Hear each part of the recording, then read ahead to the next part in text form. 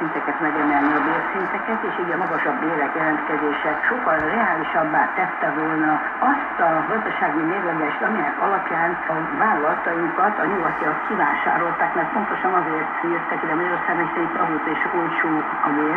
Ez nem valósult.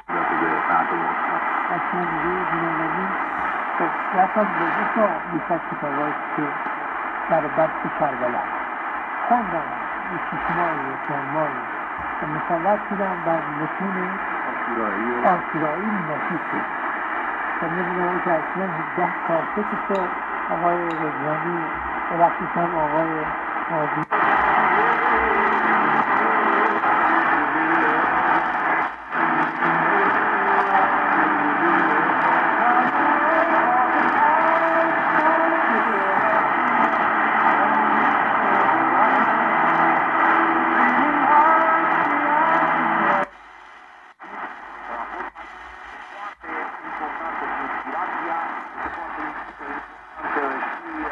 Șansă cu siguranță, Dinamo a avut noroc în această seară, mai ales în această repriză secundă, dar a avut și calitate, raportându-mă la intervențiile portarului Adnan Golubovic. Per ansamblu încă o dată, Dinamo, pentru că și statisticile sunt cât se poate declare, Dinamo rămâne în Superliga României.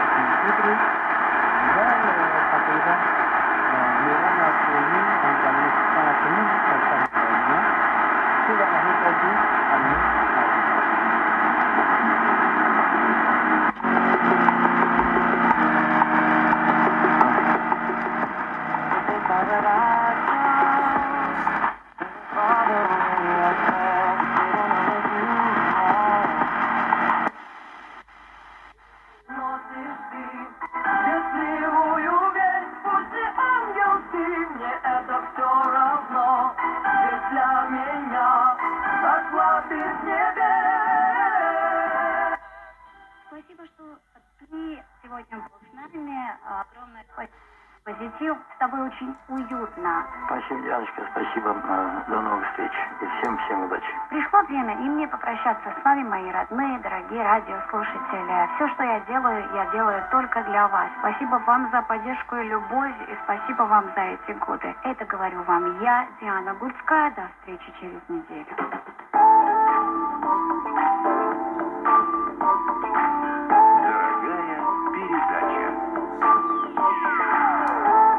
Военнослужащие по контракту. Secolele, ce bine! Nu le simt curcături, provoacă! Așa e, chefule, dar n-ai ce faci. Deci în secolul 21 nu găsești oameni perfecti.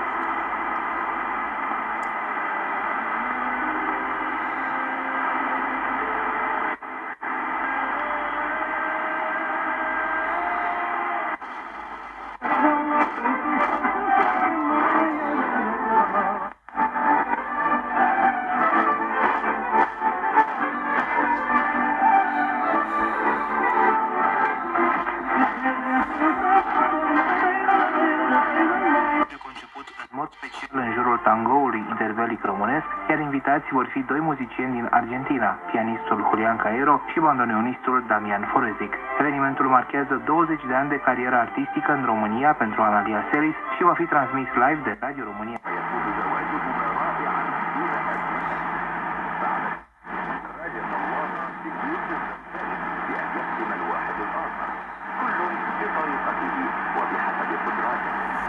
والكتاب المقدس يوصي الزوجة بأن يكون رأس زوجته كما أن المسيح هو رأس الكنيسة، كما أنه يوصيه بأن يحب زوجته كما أحب المسيح الكنيسة. من جهة أخرى فإن الكتاب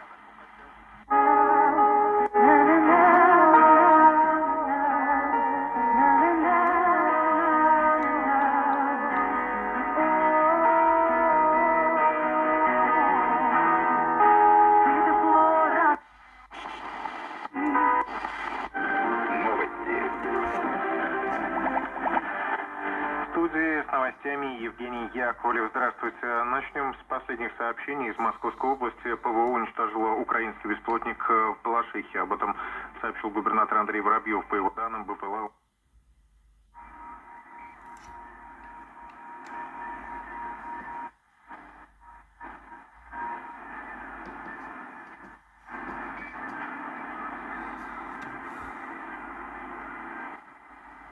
în oraș și 18 grade Celsius acum la București. Măsura plafonării adaosului comercial ar urma să fie extinsă astfel încât să se aplice la toate alimentele românești. Comercianții nu resping această idee, consideră premierul Marcel Ciolacu. El spune că cei care se opun nu au înțeles conceptul introdus deja în Franța pentru protejarea producătorilor autohtoni. Subiectul a fost între temele abordate în ședința coaliției de guvernare de astăzi, în care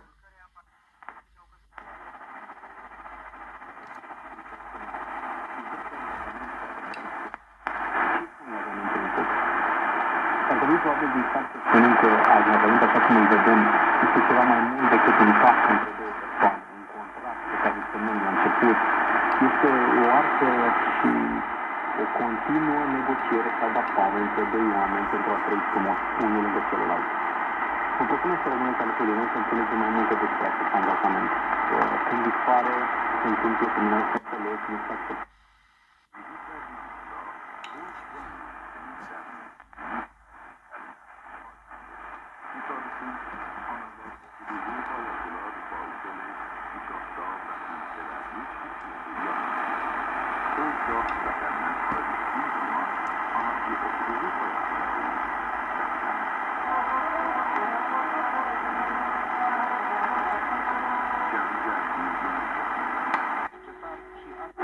Prima rectificare bugetară din acest an. Încălcarea legislației care limitează activitatea sălilor de jocuri, așa numitele păcănele, ar urma să fie încadrată ca faptă penală. Camera Deputaților a aprobat azi pe articole un proiect de lege în baza căruia cei care organizează astfel de spații fără a avea autorizația prin care primăria atestă că localitatea are cel puțin. Te abisina ca stafidi, Sinia, le Avramosa, le Isacosa, te le Iacovosa, an de împărăția le cerurenii. Versetul de șudui. Că le șave la împărăția că avea la șudine andu calimos de avreal, că avea la urovimos, te otidimole dandengo, andicati duc. Na nu mandalendisica la vor. Jocuri de noroc intenționează să-și desfășoare activitatea. Președintele interimar al Camerei Deputaților, Alfred Simonis. Niște primari șmecheri se eliberează adeverințe care atestă faptul că au peste 15.000 deși nu au și alți operatori șmecheri funcționează fără această adeverință.